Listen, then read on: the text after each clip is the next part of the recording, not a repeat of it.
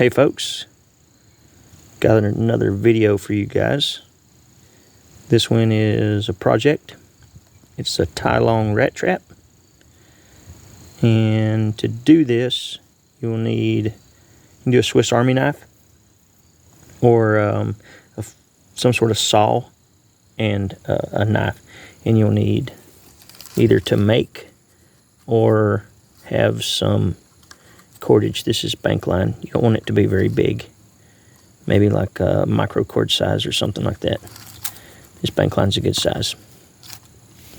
And natural material wise, like I said, you can make your cordage, but you'll need about, I don't know, a 3-foot section of bamboo.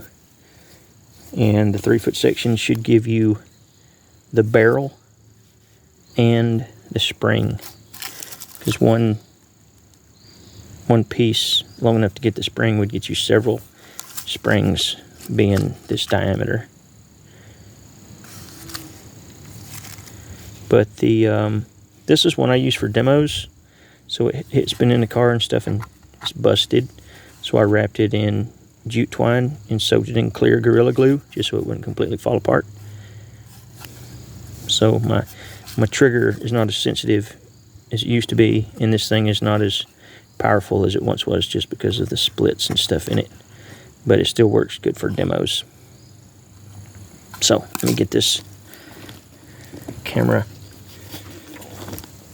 figured out here. I got me a new camera and a tripod and trying to figure out what I'm doing here. Okay, so this is the tie-long rat trap. And the first thing that you're going to want to do is the cut of your bamboo needs to be cut in the correct spot.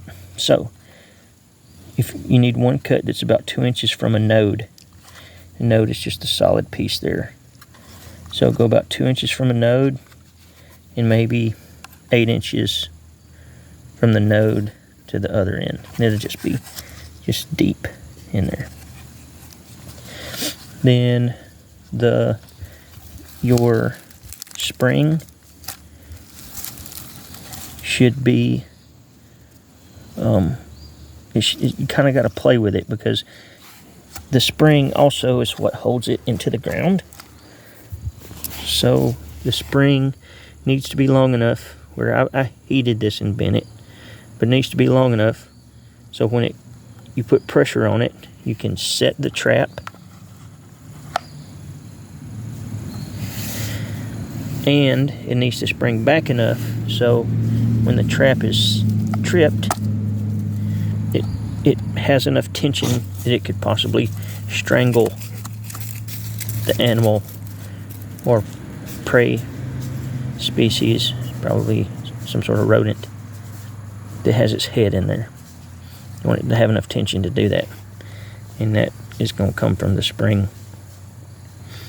But the target, I'll talk about it. It's the most complicated part of this thing, but it's not very complicated. This is just a piece of maple, but you could do it with a piece of bamboo, but maple just had a piece laid around, so I used it. But the barrel part, so go about 2 inches from the node, cut it. Go about 8 inches, cut it. Then on the end where the node is, you need to take, and I took a saw and just cut 2 slots and popped it out with a knife. I did one on top and one on bottom, and that's what lets your spring go into it. And then you need to come to the front and do another slot, and it needs to be where your trigger is going to go. And then right in front of your trigger, you need to put 2 holes in it. You can use it all on a Swiss Army knife. In the inside, you want where your string covers the whole inside of the hole, because what you want to happen is you want the animal to, like your bait would be, we'll use this, let's say that was our bait, and you want to drop it in the very back So you want your prey to have to try to work for it. So it would try to go around or under the target, and that's what would engage it. My trigger doesn't work as well as it used to because it's got when it busted right there, but it still works well for demos. I mean, if I saw a hat, I would definitely try to use it to catch something to eat, but for demos, it works just fine. The trigger it's just a flat piece, and it needs to almost cover the entire interior of your hole. And like I left mine where stuff could try to get around it. It could actually fill it more than that, but I would be trying to target larger rodents. But if you're in a place with lots of rodents, small mice possibly could get under that and steal your bait. So you can try to fill up as much of the hole as possible, but they need to either be able to see it or be able to get a good scent for it to try to get past it. Like I said, this is maple, but it's got two holes right here, and this little radius here, and I made the radius so it's basically the same radius as my bamboo, so it sits on that lip. But I run my cordage, I tie it, and I run it down and in one side, and it comes out and then goes back to the front, and I have a knot on the front that makes it where, and your cordage is tricky. You have to play with it because it depends on the tension of your spring. So you want to be able to not have to break your spring to get it set, but you also want it to be strong enough so when it goes off that it's got enough oomph behind it to strangle whatever has its head in the noose here. But it's pretty simple, very ingenious.